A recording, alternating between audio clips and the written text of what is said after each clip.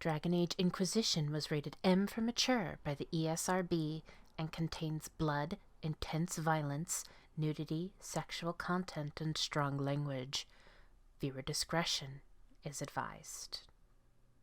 Hello everyone, my name's Amaronith and I play games for the internet, and today we're playing Dragon Age Inquisition. We just finished dealing with Adamant, and so it's time for another Codex Entry reading. Okay. Sorry. Adamant was kind of a lot. Let's begin with characters. Alistair. A hero of the recent Fifth Blight, the Grey Warden Alistair is credited alongside the hero of Ferelden with slaying the Archdemon and sparing Thetis the ravages of the Darkspawn. Rumor has it that he is an heir to the Ferelden throne, but that he turned it down in deference to Queen Enora, daughter to the treacherous Teyrn Loghain. After the champion of Kirkwall's sacrifice in the Fade, giving him and the Inquisitor a chance to escape, Alistair left to report to the Grey Warden leadership at the fortress of Weishaupt in the Anderfells.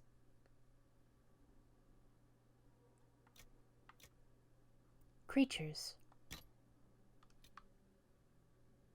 Ghoul. Researched. Among the saddest legacies of the Fifth Blight are those poor souls who survived the Darkspawn attacks across Ferelden, only to succumb to the corruption of the Blight itself. We have seen animals, birds, wolves, even bears, corrupted into mindless ruinations of their former selves, but humans are by no means immune. Those unfortunate victims not killed quickly by contact with Darkspawn blood or disease become mad with fever. Their bodies lose their hair and become misshapen with sores. In their last lucid thoughts, many speak of hearing whispered words or song that no one else can catch. It is vital that once victims begin hearing such things, they are put out of their misery quickly and mercifully. There are stories across Ferelden of these ghouls, maddened by the corruption of the Blight, attacking their friends and spreading the corruption further. While it is likely that the sickness will eventually kill a ghoul, the dying strength of these poor creatures makes them nearly as great a danger as the Darkspawn themselves. They are no longer our friends, our family, or our countrymen. They are victims of the Blight, and must be given the same mercy Hessarian showed Andraste, a swift sword. An excerpt from Marks of the Blight by Sister Dorcas Guerin. Researched, damage against Darkspawn increased. Hyena. Researched. The common hyena is a remarkable predator, flourishing in the harshest of conditions. Packs working in concert have sometimes taken down prey as formidable as a great bear. It's an incredible sight, but you should keep your distance, because one of those beauties took down my Bronto in under a minute. From The Wilds of Thetis, Volume 2, by Stefan Diorian. Researched, damage against beasts increased. Nightmare. My friends, we accept as fact that more powerful and intelligent demons select more complex aspects of our reality to observe and interact with. A demon of pride may gravitate toward the corrupt hubris of nobles, the bloodthirsty arrogance of soldiers, or, sadly, the blind confidence of mages. A demon of desire may focus on lust, greed, or even the desperate wishes of those with no recourse in the waking world. Whether demons are naturally inclined to such specificity, or made so by observing a confluence of specific events in our world, is a subject of much debate, and not the question my experiment would answer. Instead, I turn to the question of fear. We think of fear demons as lesser creatures, powerful but simple, like those common beasts of rage or hunger. But fear has many faces, from the absurd phobias of the pampered nobility to the very real threats of magic, demons, dragons, and perhaps especially the Blight. What event has shaped the course of human history more than the Blights?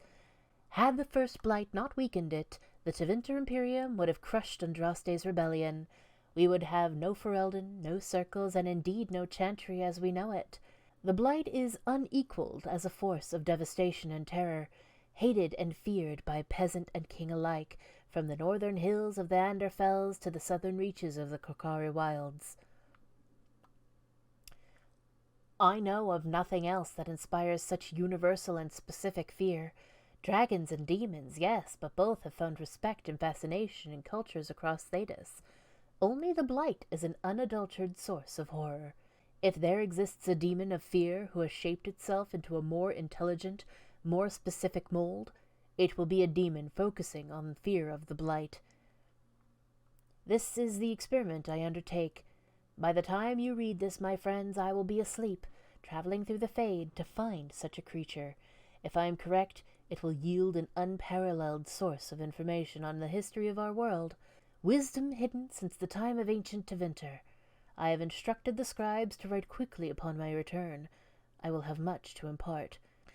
A letter found beside the sleeping body of Senior Enchanter Jessamir, her last known communication before her subsequent possession and then death, along with 12 mages, 9 Templars, and uncounted apprentices in Tranquil at the hands of Knight Captain Hulgar.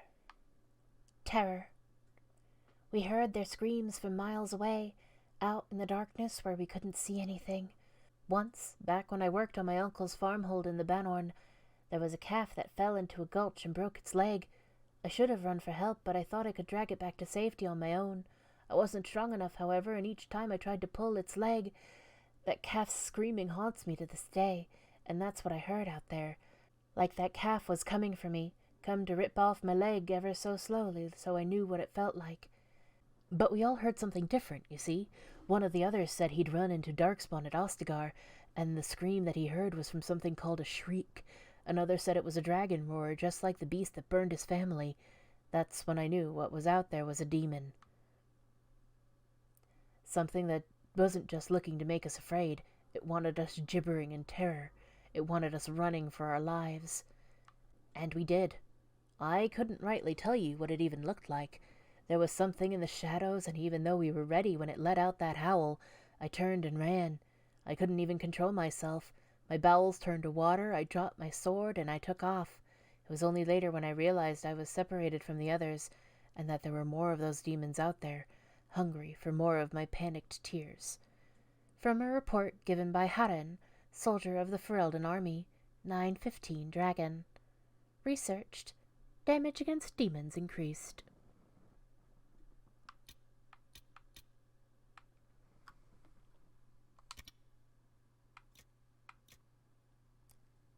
History. The Mason's Tales. Freed our slaves. I think this one is called Freed Our Slaves, which is exactly the kind of saying words but meaning different things I expect from a Tevinter. There's lies in the carving, too, but I'll come back to that. Subject aside, I like this. It's workmanlike, but in a good dwarven way. It repeats because the carver knows what she's good at, so she does it again and again.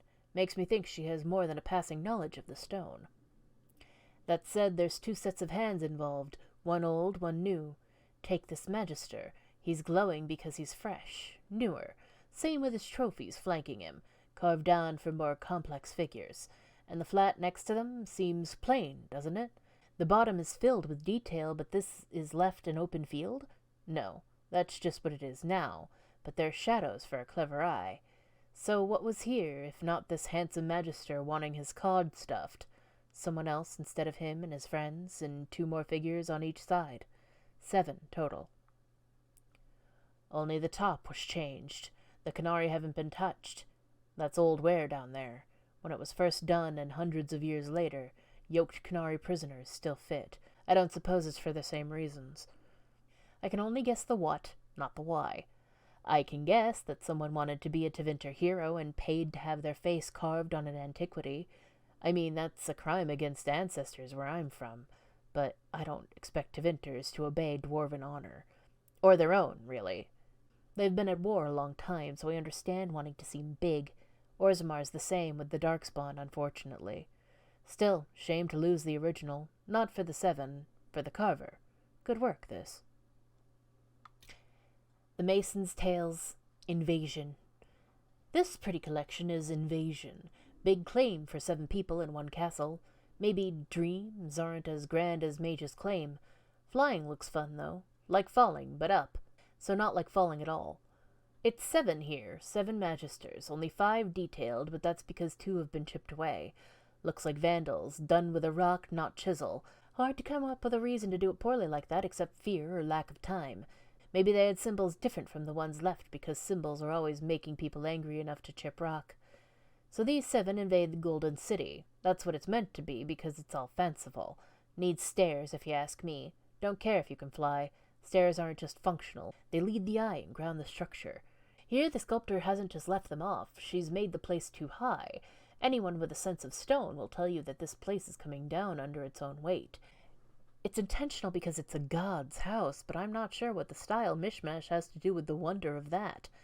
If this were a real place from that long ago, you'd see only Tevinter in the architecture, but this looks like a typical post-Empire bluster, adding elven bits like they always owned it. That's an artist for you. A mason would have at least got it the right way round. Tevinter foundation with elven overlay, not muddled. Anyway, simple message. The carver wants it known that mortals aren't supposed to be there. No stairs. The Mason's Tales. The Archdemon. I gather this one is titled The Archdemon, not The 3 Archdemons, and I'll get back to that. Good construction here, a nice balanced carving, if you consider Tevinter's to have equal weight to the dragon's arse. Not a bad comparison, you ask me. 7 magisters and some easy symmetry to give a host something to sound smart about after dinner. If I had to guess, they'd go on about how 4 lines and 4 magisters are part of the dragons and favored. 2 lines are piercing it, so they do more damage than good, and 1, that big one furthest out, has missed the thing completely. If this was carved around the 3rd blight, that gets you 3 heads. Doesn't matter, those are all shallow details, probably followed by, and it speaks to me because my soul something regret whatever. Now, the first thing those spits don't understand is that carving isn't just what you see. They've never made a physical thing and don't know the how of it. Depth is all or tricks of shadow and such. The actual cuts are only as deep as the sculptor wants, and if you take a flat edge to this thing, what she wanted is strange, because what I'm thinking is that this 1 archdemon and the 3 heads are the reaction to the 3 lines, because piercing line 1 is on the same tier as the Tevinter second from the left, and the middle head turned away. Piercing line 2 is the same tier as Tevinter 5th from the left, and the first head turned away. And the line that misses, that's the same tier as the big Tevinter farthest out, and the dragon is looking straight at him. So the ones who did damage, the dragon doesn't care. The ones who faked it, the dragon gives him an eyeful. Now add to that, artists like to hit big targets, but this carving has no faces. If she wanted to carve specific people, they'd be there. She has that skill. So what if she's not after the magisters, she's carved Tevinter itself? You've got 4 ages of the Empire where they're part of the dragon, 2 where they damage it, and 1 where they miss the point entirely, and it gets them eaten. Think about it too much, and I bet you could come up with 5 different ways match their calendar, including your favorite aunt's birthday. So there you go. That's how to go from balanced to not invited next time. At my house, anyway. Here lies the abyss. Here lies the abyss, the well of all souls. From these emerald waters doth life begin anew. Come to me, child, and I shall embrace you. In my arms lies eternity. Canticle of Andraste, 1411. Chantry sisters have long debated this section of the Chant of Light.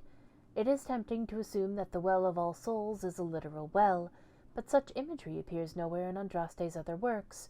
An examination of Threnodi's 1:4 yields clues. From the waters of the Fade you made the world, as the Fade had been fluid, so was the world fixed. It is possible, even likely, that the emerald waters Andraste refers to are the substance of the Fade which began as an ocean of dreams, Threnodi's 1:1, and was reduced to a well, bottomless but limited in scope, by the Maker's creation of our world. Is Andraste urging the listener to come to the Fade?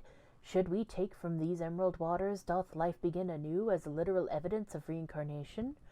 Or even of life after death, as the cult of spirits suggests, or as a figurative benediction indicating that the Maker is a source of all life, and in finding his embrace for eternity we will only be returning our souls from whence they came? An excerpt from Reflections on Divinity by Revered Mother Juliet.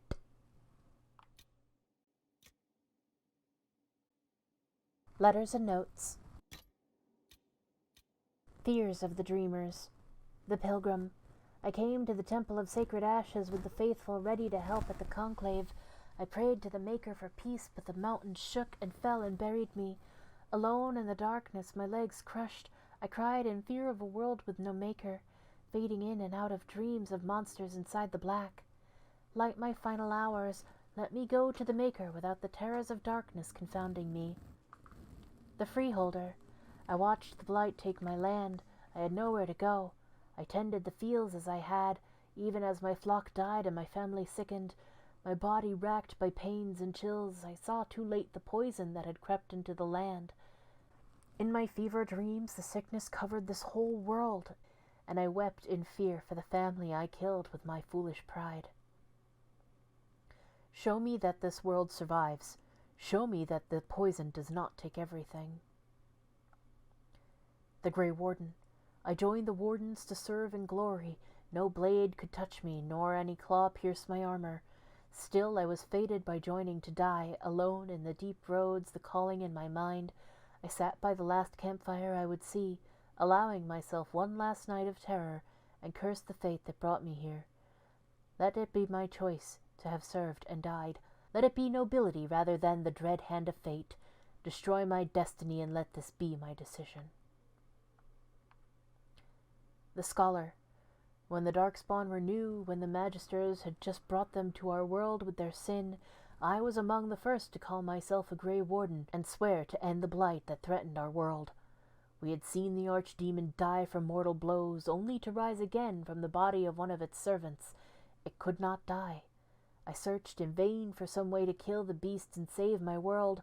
I slept in fear with no solution, knowing only that the blight the Magisters had brought would destroy everything because I could not save it. Show me what must be done to slay the Archdemon. Show me what I need to save my world. The Child. Haven is burned. Mama cries when I'm not looking. It's cold in the mountains and my feet hurt, but Mama says to hush, that others have it worse. She says a monster named Corypheus came to Haven, and it was only the Maker's blessing that let us escape. I don't feel blessed. The monsters come every night when I sleep, and I don't want to wake Mama crying again. I miss Sir Snort. Sir Snort always kept the monsters away in my dreams.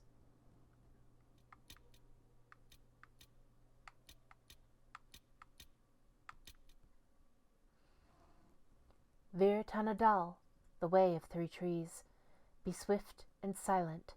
Vir San, the way of the arrow. As the sapling bends, so must you. Vir Borasan, the way of the bow. Receive the gifts of the hunt with mindfulness. Vir Adalen, the way of the wood. Places.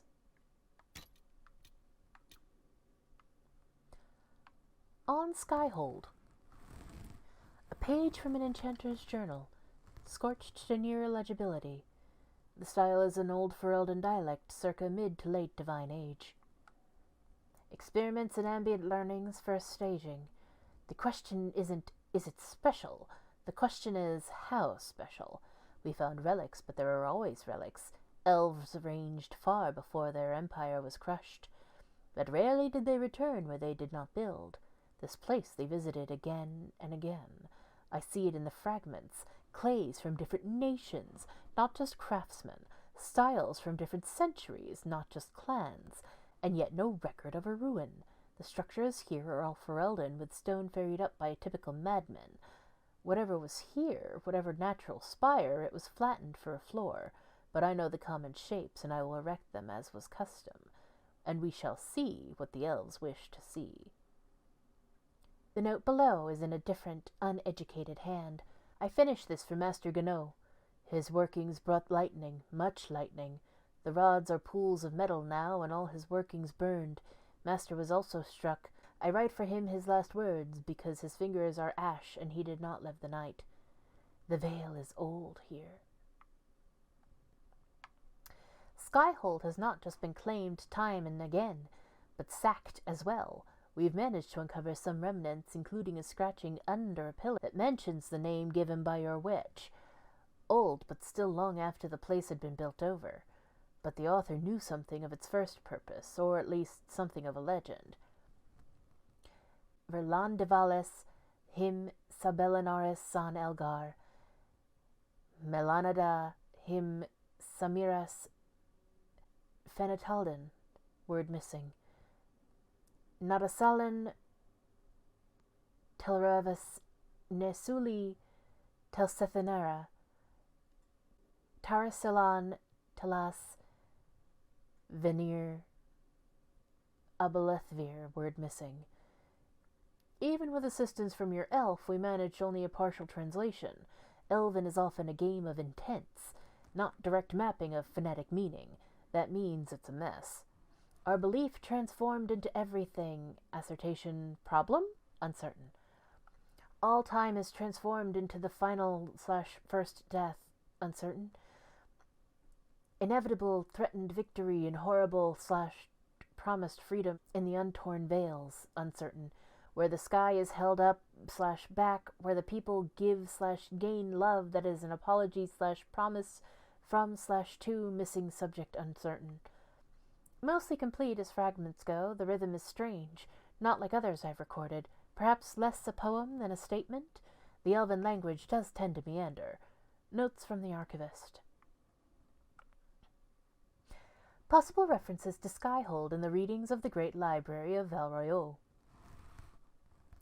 What follows are the names of the powers that may have held a fortress in the region. Unfortunately, time and records are such that for many, the name is all that is known, and some of those are merely as references in other works. Your fortress is a vagabond, but years will do that to stone well made. The Tan Empire, passing mention of an unseen trading partner occupying Where Hold the Sky in the Ravani Ballad of Kintam of Knoll. Thought fictional, date uncertain. Father of Rast, and that Ferelden built upon the sky, mentioned as a possible destination of the spirit of the dead Ban, a Ferelden lullaby dated to the Exalted Age. Lady Bander of She, Ferelden highwaymen banished in 483 Black, thought to use a place in the clouds as refuge. Spire, or Legion Tavern song mentioning Skyhold, by name as a fanciful utopia, but also claiming nugs with wings and a dragon that blows bubbles. Tiorn V, possible sketching of major Skyhold features, but no context available, unknown language. The tile has never been translated. Pre-glory? Tevinter carving, a broken relief that matches the outline of the main gate, but all possible scholarship suggests a structure outside Minrathous pre-divine. Possible shared inspiration, but it is not known in what direction. Study continues. We will apprise you of any other references of worth. From the office of Lord Gippon, Archivist to the University of Orlais, Val Royeaux. Inquisitor, your archivists have asked me how I came to know the name and location of Skyhold. To the latter I may speak easily. When one walks in the Fade, any fortress that has seen enough battle shines as a beacon for spirits drawn to death and struggle, even after centuries of disuse. As to the former, I myself cannot say for certain. The whispers of old memories carry 1,000 such names upon their breath, and it is possible that this name belonged to some other keep in some other land. Still, it seems an auspicious name, for there is one peculiarity of language that your scholars seem to have missed. When the words reached my dreaming mind, Skyhold was not simply a fortress near the sky, nor was it some simplistic allusion to holding up the sky. Skyhold, Tarasilan Telas, was the place where the sky was held back. Given your efforts against the breach and our battle against a madman who seeks to assault the Black City in the Fade, I can only hope that the Inquisition's new stronghold lives up to its name. Solus. The Cradle of Sulevin. The Sulevin blade, a sword with purpose. When our people ruled the Dales, the blade's purpose was to defend our borders. When the Chantry marched against us, its purpose was to protect the innocent from those who would oppress us. More than one great hand wielded it in battle. Yet few know its name. Fewer still will speak of it. The exalted march stretched on, and the Chantry's forces were nearing victory. A band of elves could not bear the loss. Desperation drove them to take the Sulevin blade. A wish for vengeance gave the sword a new purpose. If the Chantry thinks us monsters, they thought, then who are we to argue? They spilled innocent blood to power their magic. With it they would defeat their enemies, only the ritual failed. The elves stood in the darkness, blood on their fingers, bodies at their feet. Then they heard the sound of footsteps. The elves' wish for vengeance was granted to those they had slaughtered. Spirits reached beyond the veil and claimed the elves where they stood. As for the Sulevin blade, the sword lies broken in the accursed place where the elves attempted their ritual. Perhaps one day it will be reforged and given a new purpose, but at what cost? The location was lost long ago. Those who seek the sword never return. Some say they are claimed by the same spirits who were angered so long ago. As much as we long for our past, there are some memories better left buried. Story recited by Neria, first to Keeper Elindra of Clan Ralafaran, to Matthias Laren, Inquisition scribe. Tales. A plea from the warrior to the spirits. The wolves were our allies. In the old days before Andraste, before the Maker, we knew this to be so. But man grew tired of the chase, the hunt, the truth of fang and steel and blood. Man put seeds in the ground, tended cattle and chickens, and built fences to keep the wolves away. Man bred hounds that would heel and sit and obey, and told himself that the hounds were just as good. Now the darkspawn come again. They break our fences, kill our cattle and chickens, burn our crops. Our dogs cower with their tails between their legs, or if they fight, they fall to the poison of darkspawn blood. We are dying, and I am shamed by my cowardice. The ways of man and hound are not enough. I come to you, spirits of the old forest, who I built fences, who I came with fire and steel to drive you away. I come to you because fear has made my arms weak. I ask you for unforgiving rage to make them strong again. Kill the hound in my heart and grow strong from the meat on its bones. In its place give me the wolf. Words caught in the bloody ripples of ancient water in the fade, somehow remembered.